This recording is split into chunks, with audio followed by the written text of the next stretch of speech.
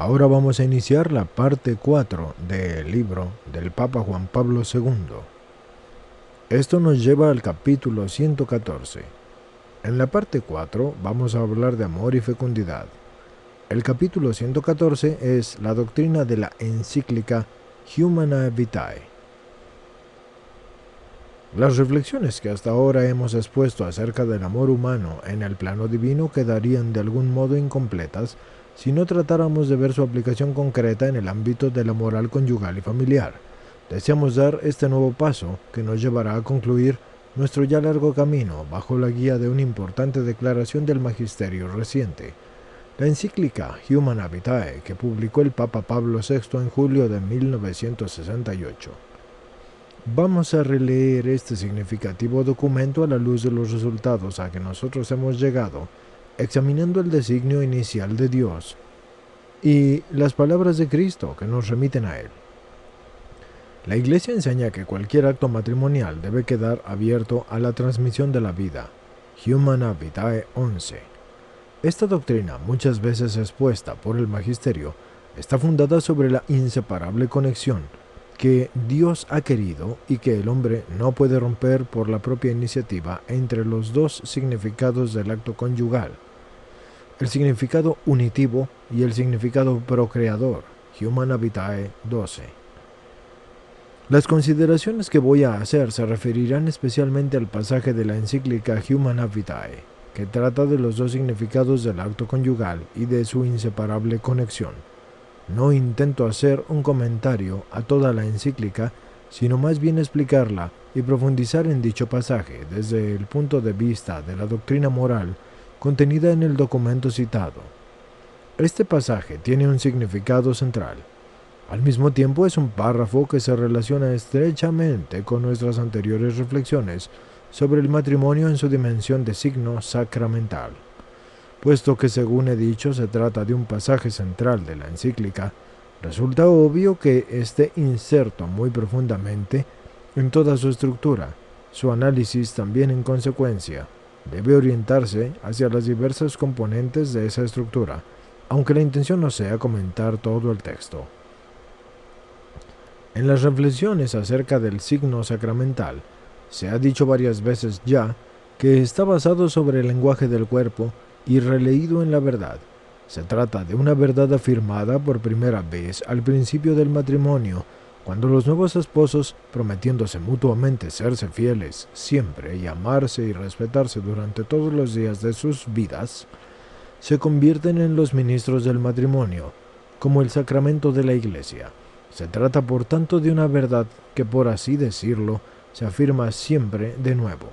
En efecto, el hombre y la mujer, viviendo en el matrimonio hasta la muerte, reproponen siempre, en cierto sentido, ese signo que ellos pusieron a través de la liturgia del sacramento el día de su matrimonio.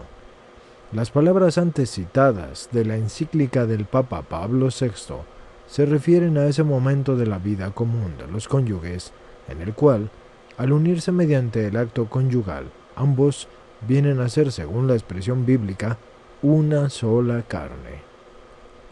Juan 2:24. Precisamente en ese momento, tan rico de significado y también particularmente importante, que se puede releer en el lenguaje del cuerpo y en la verdad, esa lectura se convierte en una condición indispensable para actuar en la verdad, o sea, para comportarse en la conformidad con el valor y la norma moral. La encíclica no solo recuerda esa norma, sino que intenta también darle su fundamento adecuado. Para aclarar más a fondo esa inseparable conexión que Dios ha querido entre los dos significados del acto conyugal, Pablo VI continúa así en la frase siguiente: el acto conyugal, por su íntima estructura, mientras une profundamente a los esposos, los hace aptos para la generación de nuevas vidas, según las leyes inscritas en el ser mismo del hombre y de la mujer. Humanae Vitae 12. Podemos observar cómo, en la frase precedente, el texto recién citado trata sobre todo del significado y en la frase sucesiva de la íntima estructura, es decir, de la naturaleza. Y así, de la relación conyugal. Me refiero a esa naturaleza, la naturaleza de la relación conyugal. Definiendo esa íntima estructura en el texto, se hace referencia a las leyes inscritas en el ser mismo del hombre y de la mujer. El paso de la frase que expresa la norma moral a la frase que la explica y la motiva es particularmente significativo. La encíclica nos induce a buscar el fundamento de la norma que determina la moralidad de las acciones del hombre y de la mujer en el acto conyugal, y en la naturaleza de ese mismo acto y todavía más profundamente en la naturaleza de los sujetos mismos que actúan. Y de este modo, la íntima estructura, o sea, la naturaleza del acto conyugal, constituye la base necesaria para una adecuada lectura y descubrimiento de los significados que deben ser transferidos a las conciencias y a las decisiones de las personas agentes, y también a la base necesaria para establecer la adecuada relación entre estos significados, es decir, su inseparabilidad.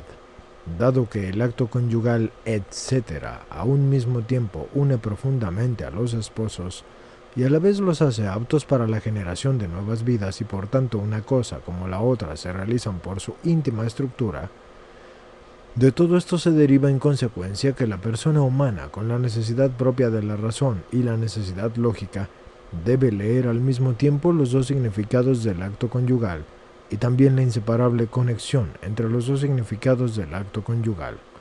Y no se trata pues aquí de ninguna otra cosa, sino de leer en la verdad el lenguaje del cuerpo, como repetidas veces hemos dicho en los precedentes análisis bíblicos. La norma moral enseñada constantemente por la Iglesia en este ámbito y recordada y reafirmada por Pablo VI en su encíclica, brota de la lectura del lenguaje del cuerpo en la verdad. Se trata aquí de la verdad primero en su dimensión ontológica, estructura íntima, y luego en consecuencia de la dimensión subjetiva y psicológica, es decir, su significado. El texto de la encíclica subraya que en el caso en cuestión se trata de una norma de la ley natural.